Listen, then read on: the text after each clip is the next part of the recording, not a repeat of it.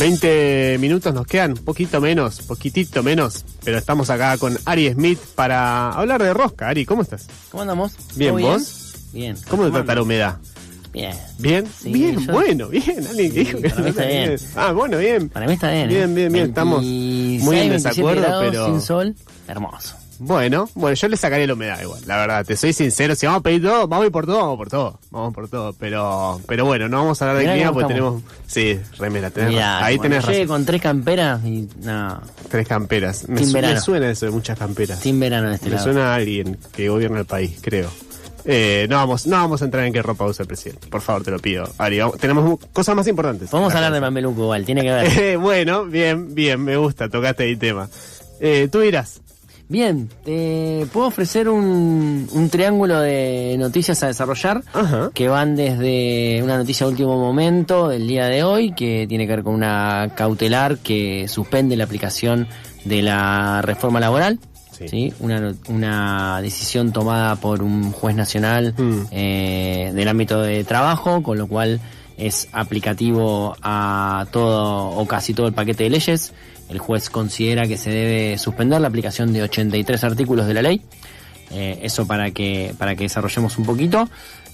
Podemos charlar un poco de lo que fue toda la noticia de la semana pasada y del fin de semana en torno a también una decisión judicial que repercute en la política, pero en este caso de fueros estadounidenses que tienen que ver con la expropiación de YPF. Me parece que está bueno que podamos recapitular un poco si hubo o no hubo una política de Estado en la defensa del accionar del Estado argentino en la expropiación de YPF y en esa disputa del relato que intenta llevar adelante el gobierno nacional. Y por último, también podemos charlar de la agenda que se viene en el Congreso a partir de la semana que viene, donde el oficialismo está intentando, a través del envío de paquetes de leyes bastante variopinto, retomar la agenda que hoy viene, me parece a mí, cooptada por el caso Adorni, que evidentemente hay mucho periodista amigo y canal amigo soltándole la mano. La movilización del 24 de marzo, que siempre es contundente, y este año en particular me parece que fue una demostración de límites a cierta agenda del gobierno nacional, y por lo que venimos hablando, lo que mencionábamos recién, de la situación de YPF, donde de alguna manera se le da la razón a una política impulsada por Cristina Kirchner y Axel Kicillof hace ya 14 años. Tal cual. Me quedo con esto que decías de que vuelve a moverse un poco el Congreso, que venía bastante planchado con estos temas que venís nombrando. Pero si te parece, hagamos ahí un pimponeo medio de los temas y arrancamos por esto que pasa con la reforma laboral, ¿no? O sea, son muchos artículos los que se ponen en, digamos, una muy buena noticia, sí, una muy buena noticia para lo que tiene que ver con los trabajadores y las trabajadoras de nuestro país. Esto fue en respuesta a una presentación que realizó la CGT. En su momento la CGT había anunciado que iba a judicializar la medida. Es una discusión también importante si se deben o no judicializar ciertas decisiones, pero en este caso lo que plantea el magistrado, que se llama Raúl Ojeda, quien está a cargo del Juzgado Nacional 63, Juzgado Nacional del Trabajo, lo cual es muy importante el fuero, ¿no? O sea, es un Juzgado Nacional del Trabajo, por eso tiene las facultades para tomar esta decisión. Plantea que hay muchos artículos que podrían afectar los derechos individuales y colectivos del colectivo de trabajadores, y que por lo tanto, hasta que se resuelva la situación de fondo, obviamente que el pedido de la CGT es que la ley quede anulada, derogada por imposición de la justicia. Lo que hace la cautelar, lo explico brevemente, es suspender su aplicación, es decir, no se puede innovar, no se puede mover nada. Básicamente debe quedar todo como estaba antes de la sanción de la nueva ley laboral, de la reforma laboral, hasta que se resuelva la cuestión de fondo. Esto no quiere decir que la CGT tiene razón, ¿sí? Por lo menos para este magistrado. Esto quiere decir que se debe suspender la aplicación de la ley hasta tanto se resuelva la cuestión de fondo. Como preventivo, digamos. Sí, es preventivo, justamente. Es una táctica, digamos, o una decisión que suele utilizarse en el ámbito judicial, justamente para darse tiempo para analizar el caso. Bien. Es distinto a lo que sucede cuando vos tenés una decisión de primera instancia, ¿sí? Que fue un poco lo que pasó con el tema de YPF, donde vos, para que no se aplique la decisión, tenés que apelar a la segunda instancia. Con lo cual, para que se resuelva la cuestión de fondo de si la reforma laboral es o no es constitucional, va a pasar tiempo, tiene que actuar toda la justicia laboral en sus diferentes instancias, pero mientras que esté la cautelar, el gobierno ya prepara apelaciones a la cautelar, porque vos tenés la posibilidad de apelar la cautelar mientras que se discute la cuestión de fondo. Entonces, bueno, se viene una disputa en paralelo a lo político, o no en paralelo, pero una disputa en el fuero judicial que también repercute en lo político. Por lo pronto sabemos que está en un stand-by, no quiere decir, como decías vos recién, que la CGT tenía razón, pero sí que se va a analizar y que veremos qué pasa en este tiempo. Y en principio, si en este momento que lamentablemente está sucediendo, empiezan a ocurrir ciertos despidos, la ley a aplicar ya no podría hacer este nuevo cálculo indemnizatorio, por poner un ejemplo. Está suspendido. Entonces hay que esperar a que se resuelva la cuestión de fondo, mientras tanto sigue la legislación anterior vigente. Bien, súper importante el ejemplo que pusiste porque es como el más claro o el más concreto de cómo se puede llegar a aplicar esa reforma. El peor de todos, pero exactamente. Sí, básicamente. Bueno, pero bien. Sí. Y también del ámbito judicial, mencionábamos recién, pero en otro tipo de dimensión, bueno, tuvimos la noticia el fin de semana de el fallo de segunda instancia de la justicia de los Estados Unidos. Para hacer un resumen bastante simple, en lo que es en términos del funcionamiento del Poder Judicial, es similar a nuestro. Hay fueros de primera instancia, hay cámaras de apelaciones que funcionan en segunda instancia, y hay una última instancia que es la Corte Suprema, igual que acá. Lo que había sucedido en el caso YPF, para recapitular muy rápido, es que aquellos accionistas que dijeron verse perjudicados por la expropiación de YPF habían comenzado un juicio, ¿sí?, en el cual se le reclamaba al Estado una indemnización por no haberle ofrecido en su momento algo que se denomina OPA. Que básicamente, para resumir, es que si vos vas a vender acciones de una empresa, o si en este caso ibas a expropiar, tenías que ofrecerle a esos accionistas minoritarios, primero que nada, la posibilidad de comprar esas acciones que iban a estar en juego, que son el 51% famoso de las acciones que adquirió a través de la expropiación el Estado argentino. Estos accionistas minoritarios no todos llegaron a este juicio, sino que vendieron sus acciones y su poder de judicializar a los fondos buitres, a los conocidos por todos y todas fondos buitres, que son los que se dedican básicamente a tengo la banca y tengo la guita necesaria para hacer un juicio durante un montón de años y esperar ganar para recuperar la guita. No tienen apuro los tipos. No tienen que llegar a fin de mes, no tienen problema con eso. Entonces, ese es el juicio que está dando vueltas. ¿Qué dice esta segunda instancia? Básicamente lo que le da la razón a la Argentina es que se debe aplicar para esta discusión la legislación argentina.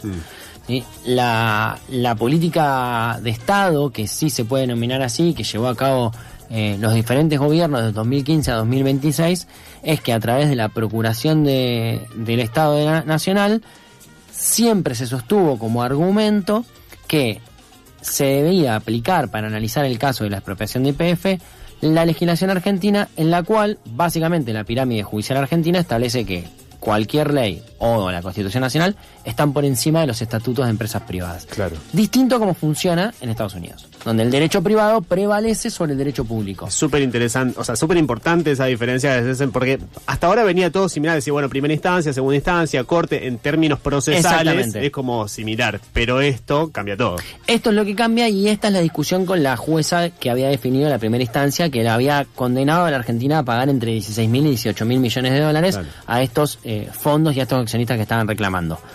¿Por qué? Porque si bien el juicio se desarrolla en Estados Unidos, en su momento la jueza había dicho, bueno, lo vamos a desarrollar en este ámbito, pero tenemos que aplicar la ley argentina. El reclamo del Estado Nacional era, la estás aplicando mal, nuestra pirámide judicial no prevalece un estatuto, en este caso de YPF, que es el que establecía esto que te mencionaba recién, de tenés que realizar lo que se denomina una OPA, no prevalece por encima de una ley o de la Constitución Nacional. La ley de expropiaciones en Argentina permite desarrollar una expropiación de la manera que llevó a cabo en ese momento el Estado Nacional. Y esto, a pesar de que no lo digan, es el argumento que sostuvo la Procuración actual incluso. Claro. Con el estudio de abogados que se contrató ya en 2015 y que lleva trabajando junto al Estado Nacional 11 años. Se me fue de la cabeza el nombre del estudio, es un detalle que por ahí no importa tanto, no, pero si lo googlean lo van a encontrar enseguida. Pero se trabajó con un estudio especializado en este tipo de pleitos durante 11 años. Pasó el fin del gobierno de Cristina, el gobierno de Macri, el gobierno de Alberto y el principio del gobierno de Javier Milei. Se sostuvo ese vínculo con ese estudio jurídico, y se sostuvo esta discusión de deberíamos hacer el juicio en Argentina. Bueno, no, lo hacemos en Estados Unidos. Lo hacemos con legislación local y nuestra legislación local dice esto. Claro. Dice, la ley por encima de los estatutos privados. Entonces, y acá por ahí a lo que tiene que ver más con esta columna, es realmente una posición muy difícil la del gobierno nacional y toda la oposición dialoguista salir a festejar el fallo, porque no hay que pagar, pero intentar a la vez criticar la decisión tomada en su momento y el mecanismo por el cual se llevó a cabo la reestatización de Repsol en ese instante, de YPF ahora, llevada adelante por Cristina Kirchner y Axel Kicillof.